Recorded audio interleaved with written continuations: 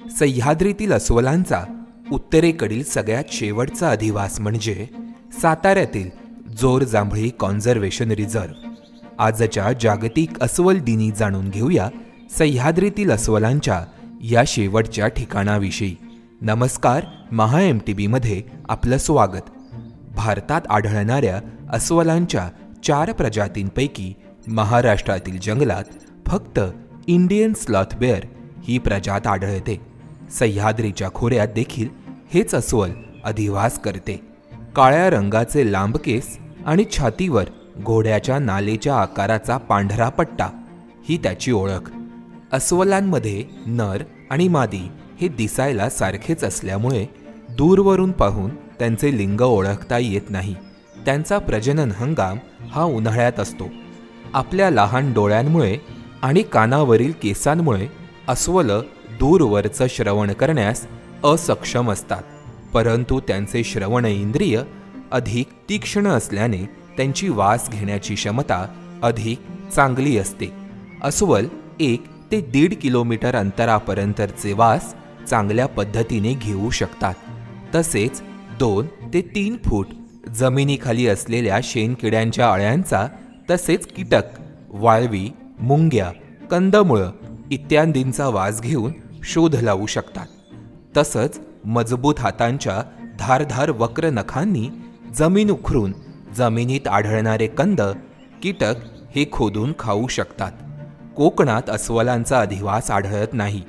सह्याद्रीत कोयना अभयारण्य, चांदोली राष्ट्रीय उद्यान आणि राधानगरी अभयारण्यामध्ये अस्वलांची संख्या आणि त्यांचा अधिवास मोठ्या प्रमाणात आहे.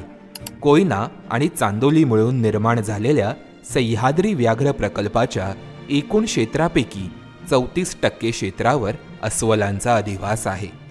महाबळेश्वरच्या वनक्षेत्राला लागून असणारे जोर जांभळीचे जंगल म्हणजे सह्याद्रीत अधिवास करणाऱ्या अस्वलांचे हक्काचे जंगल.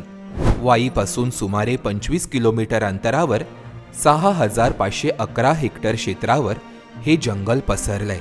या जंगलाला 2020 साली संवर्धन राखीव क्षेत्राचा दर्जा देण्यात आला.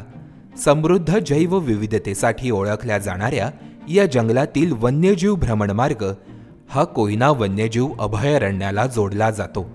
वाघाच्या स्थलांतराबरोबर अस्वलांच्या दृष्टीने देखील हा भ्रमणमार्ग महत्त्वाचा आहे.